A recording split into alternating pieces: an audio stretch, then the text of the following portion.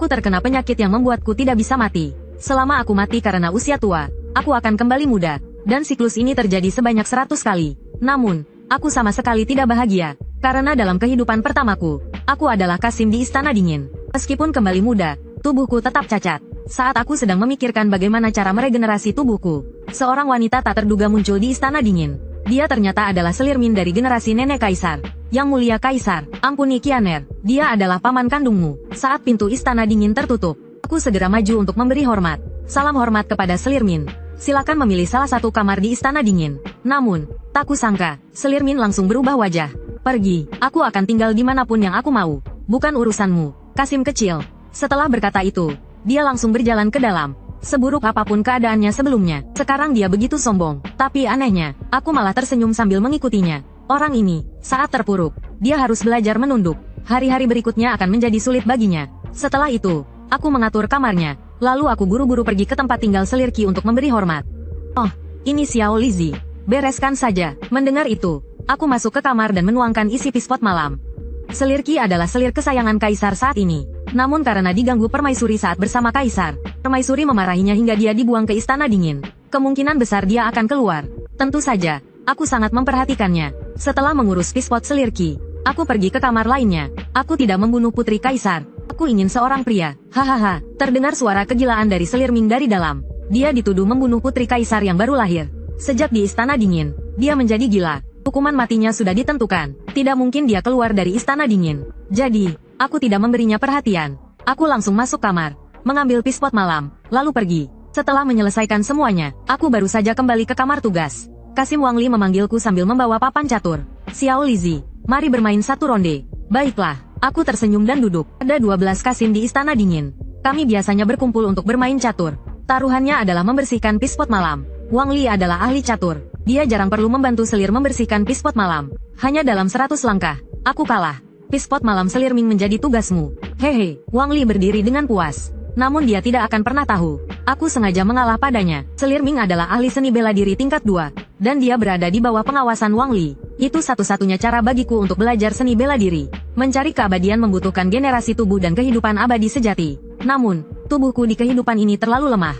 Aku harus mempelajari seni bela diri terlebih dahulu. Setelah memiliki kekuatan untuk melindungi diri, aku bisa mencari keabadian. Tanpa kusadari, keputusan ini membuatku terikat dengan Selirming sepanjang hidupku. Saat makan siang, aku mengambil 3 porsi makanan untuk para selir dan membawanya ke Selirki lebih dulu.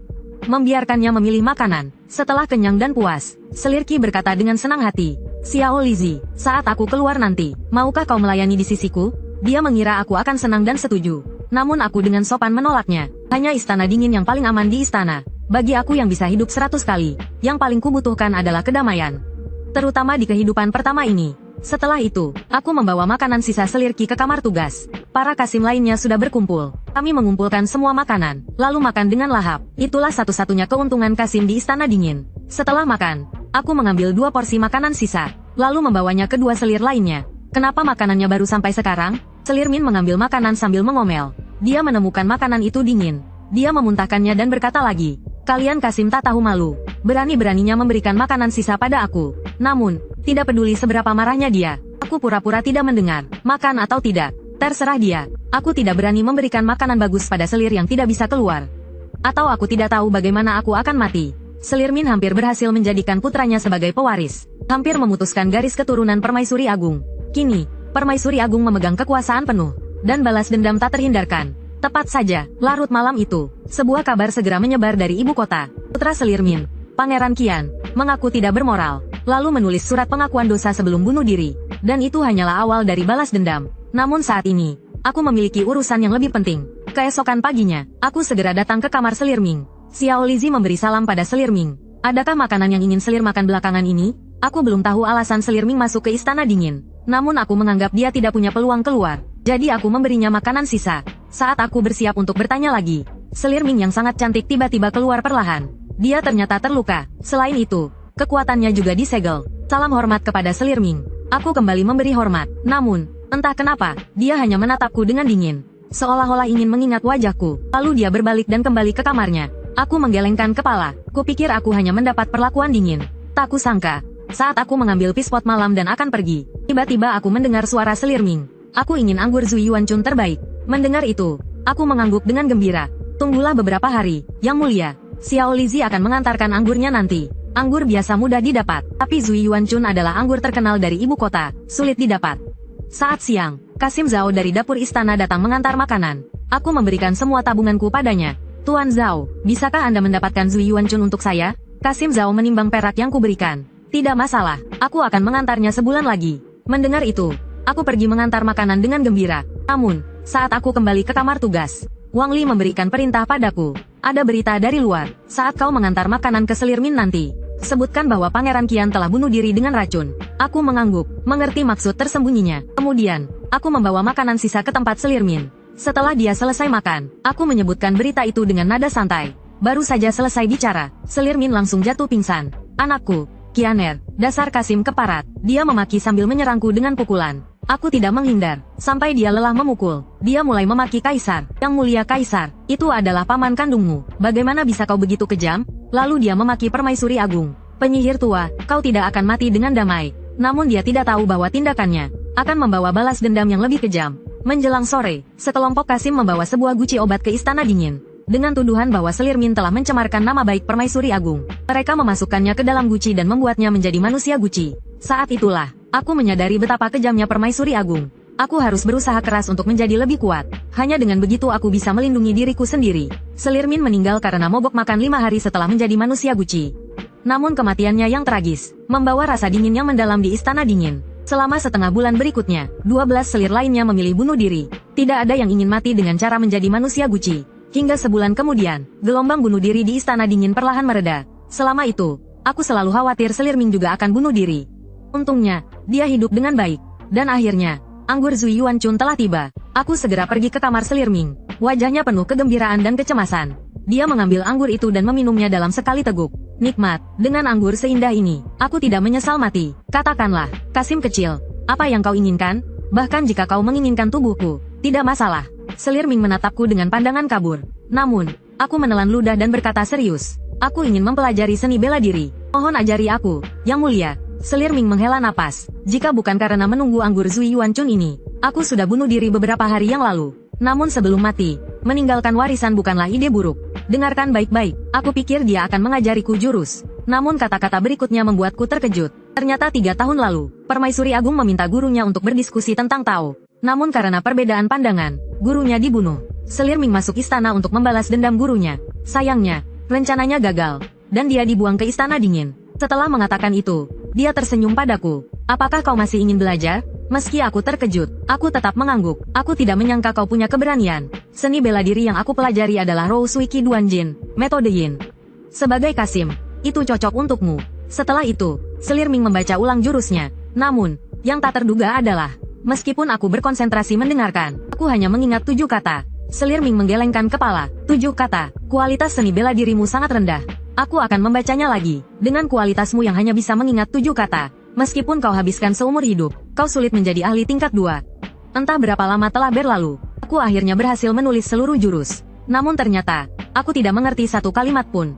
Aku hanya bisa dengan malu meminta Selir Min menjelaskan. Dia menghela napas dan berkata, dengan kualitas seperti ini, aku tidak tahu mengapa kau ingin mempelajari seni bela diri. Sudahlah, malam ini, aku ingin makan ayam daun teratai terbaik.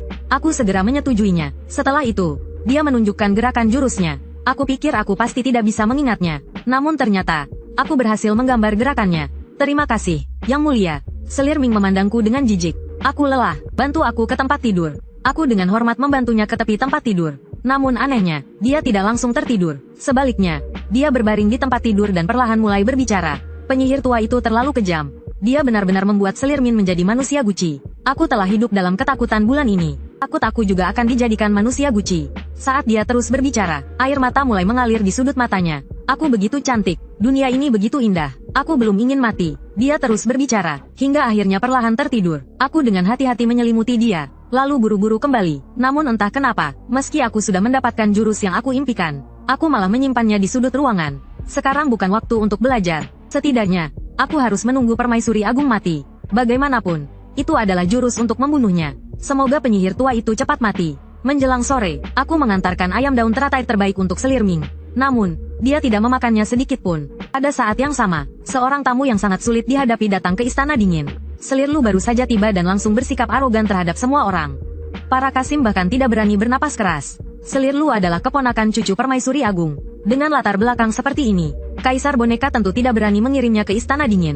Yang lebih mengejutkan, Selir Lu bahkan langsung meminta kamar Selir Qi. Selir Qi dengan sadar menyerahkannya. Sebagai selir yang paling mungkin keluar dari Istana Dingin, dia tetap harus merendah di hadapan Selir Lu. Untungnya, Selir Lu membawa dayang istana bersamanya. Kalau tidak, kami pasti akan kelelahan melayani dia. Kasim Zangyong merasa lega. Hari ini sebenarnya giliran dia melayani Selir Lu. Namun, Kasim Wangli, pemimpin kami, mengungkapkan kebenarannya. Permaisuri Agung telah pergi ke gunung untuk beribadah. Kaisar kini memiliki sedikit kekuasaan.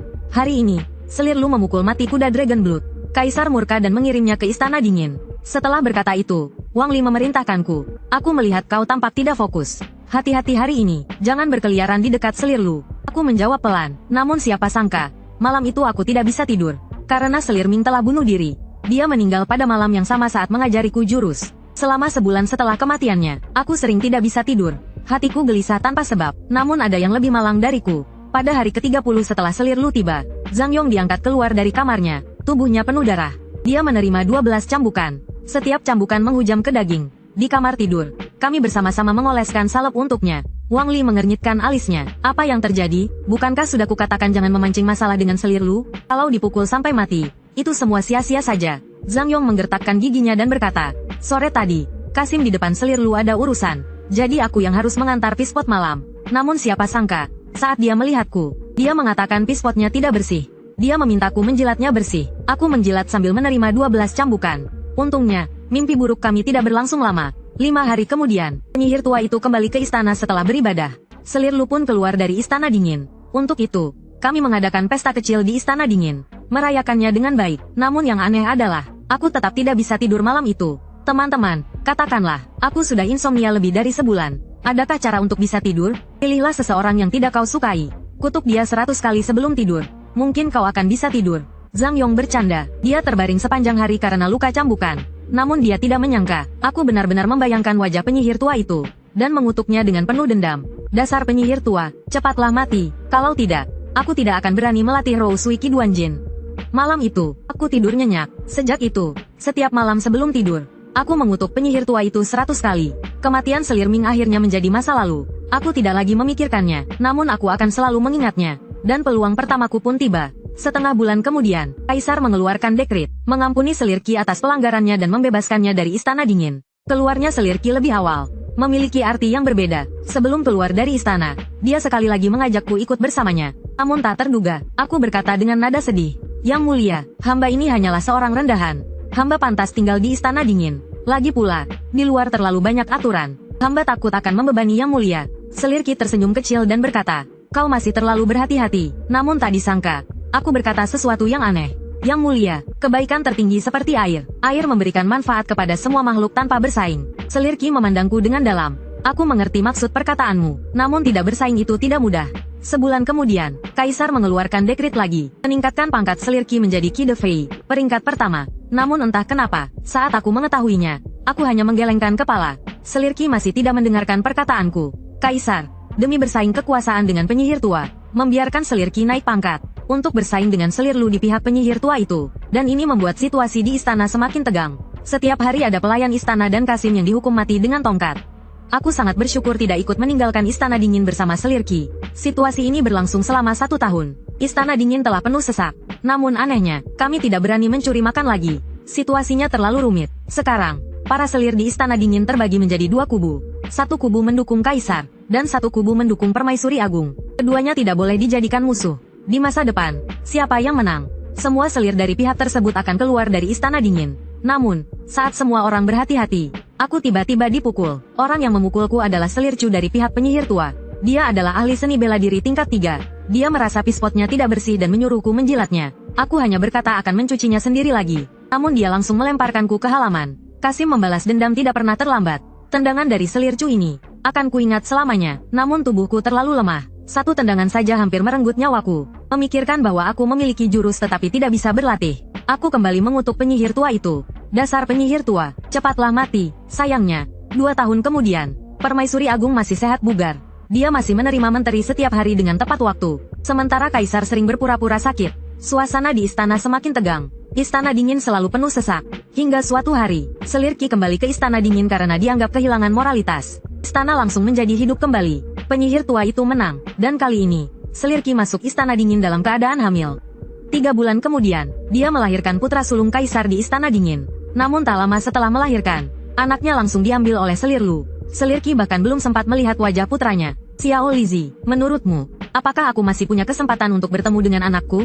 Selama masa pantang Selir Qi, aku selalu berada di sisinya untuk melayani. Tentu saja, Yang Mulia Kaisar masih muda. Mendengar itu, dia tersadar. Benar juga, aku harus tetap hidup dengan baik. Meskipun Selir Qi mulai bangkit semangatnya, aku malah kembali tidak bisa tidur. Bagaimana penyihir tua itu bisa bertahan begitu lama? Sudah 4 tahun aku mengutuknya, namun dia malah semakin sehat.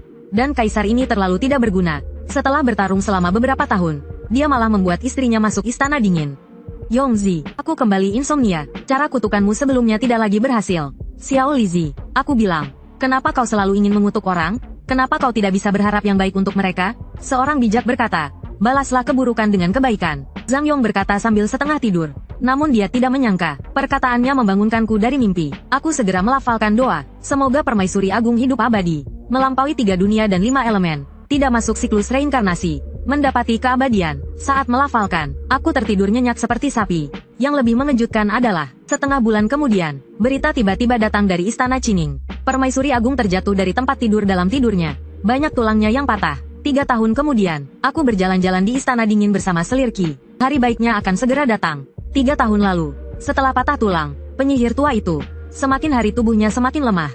Begitu Permaisuri Agung meninggal, Kaisar mengambil alih kekuasaan. Selir Qi bisa keluar dari Istana Dingin dan bertemu putra sulungnya. Mungkin dia bahkan akan menjadi permaisuri. Kaisar dan Selir Qi menunggu penyihir tua itu mati. Aku juga menunggu penyihir tua itu mati. Setelah dia mati, aku bisa mulai melatih Rou Sui Qi Duanjin. Akhirnya, pada hari tertentu di jam ke-12, dari arah Istana Qingning, suara tangisan para pejabat terdengar. Permaisuri Agung, lalu suara tangisan itu menyebar ke seluruh istana, dan akhirnya sampai ke Istana Dingin. Aku segera mengeluarkan 12 piring makanan segar. Aku makan dengan lahap. Hari ini makanannya sangat lezat. Sayangnya, akan lebih baik jika aku bisa makan bersama Selir Ming. Manusia harus bertahan, tidak perlu melawan. Lawan akan tumbang dengan sendirinya. Meskipun aku bahagia, namun beberapa orang menangis tak karuan. Selir Chu adalah bagian dari kubu Permaisuri Agung.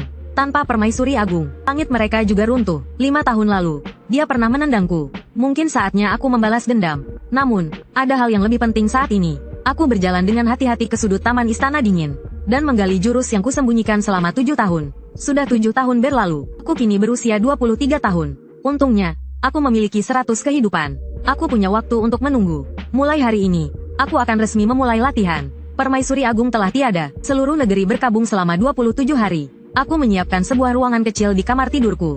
Di dalamnya terdapat sebuah bak penuh air, digunakan untuk melatih jurus Rou Sui Qi Duanjin. Xiao Lizi, kita ini terlalu lemah dalam seni bela diri. Kasim di Departemen Seni Bela Diri bisa berlatih 3 kali lebih cepat dari kita. Kenapa membuang-buang waktu? Wang Li memandang bak air itu dengan bingung. Namun aku melepas pakaian dan masuk ke dalam air. Pelan-pelan saja, seni bela diri baik untuk kesehatan. Tubuhku lemah. Aku ingin hidup lebih lama. Para Kasim lainnya hanya melirikku, dan langsung tidur tanpa minat. 3 tahun lalu aku sudah melaporkan bahwa aku akan berlatih seni bela diri. Jadi aku bisa berlatih dengan tenang. Namun, tak kusangka, setelah berlatih keras selama setengah bulan, aku hanya berhasil mengumpulkan satu aliran energi dalam. Orang biasa hanya butuh 5 hari untuk mencapainya. Dengan bakat seburuk ini, aku butuh 5 tahun untuk membuka 1 meridian. Dan menjadi ahli bela diri tingkat 3. Butuh 30 tahun untuk membuka 6 meridian. Dan mencapai tingkat 2. Membuka 12 meridian untuk mencapai tingkat 1. Butuh 60 tahun. Namun, aku merasa ini tidak buruk. Akhirnya ada harapan dalam hidupku. Waktu perlahan berlalu hingga akhir masa berkabung. Namun, di hari terakhir masa berkabung, sebuah kejadian besar tiba-tiba terjadi. Terdengar suara ledakan keras yang menggema. Istana langsung menjadi kacau. Latihanku pun terganggu oleh kekacauan di sekitar. Malam itu, kekacauan melanda di luar Istana Dingin. Namun di dalam Istana Dingin tetap tenang seperti biasa. Hingga siang keesokan harinya, berita akhirnya sampai ke Istana Dingin. Dan saat aku mendengarnya, aku tertegun. Kemarin, setelah masa berkabung selesai, Kaisar tiba-tiba diserang dan diculik oleh pembunuh. Untungnya, Permaisuri sendiri memimpin para ahli istana untuk menyelamatkannya. Namun Kaisar terluka parah dan tidak bisa memerintah. Permaisuri diminta untuk mengambil alih pemerintahan. Orang-orang yang cerdas tahu ada yang tidak beres dengan serangan ini. Namun, tidak ada yang berani berbicara. Selir Qi mendengar ini dan langsung pingsan. Hari keluarnya dari Istana Dingin terasa sangat jauh. Aku sendiri berniat menggunakan kematian penyihir tua. untuk membalas dendam pada tendangan selir Chu. Namun sepertinya itu juga tidak akan terjadi. Karena sebuah dekrit tiba-tiba turun ke Istana Dingin. Dekrit ini membebaskan selir Chu dan 25 selir lainnya. Mereka semua dulunya bagian dari kubu Permaisuri Agung. Kini mereka menjadi bagian dari kubu Permaisuri. Kaisar yang tidak berguna, tidak hanya kalah dari neneknya, tapi juga dari ibunya. Saat aku menggelengkan kepala dan menghela napas, seorang wanita berlumuran darah tiba-tiba dibawa ke Istana Dingin. Dan para penjaga istana ditempatkan di luar. Dia adalah Selir Li, dari kubu Kaisar. Bersama Selir Qi, dia adalah pendukung utama Kaisar. Di sore hari, akulah yang pertama mengantarkan makanan untuk Selir Li. Namun yang mengejutkan adalah, meski terikat di tempat tidur, dia tetap memberikan aura yang sangat menakutkan. Dia adalah seorang ahli seni bela diri. Dan dia adalah orang terkuat yang pernah aku lihat. Selir Li tetap di penjara selama 5 tahun. Kaisar masih terluka parah, dan Permaisuri terus memegang kendali pemerintahan. Namun, hari penting akhirnya tiba bagiku. Aku duduk di bak airku. Uap panas mengelilingi kepalaku. Saat air di bak menguap sepenuhnya, aku menghembuskan nafas panjang. Tubuhku merasa sangat segar. 5 tahun berlalu, aku akhirnya berhasil membuka meridian pertama, dan menjadi seorang ahli seni bela diri tingkat 3.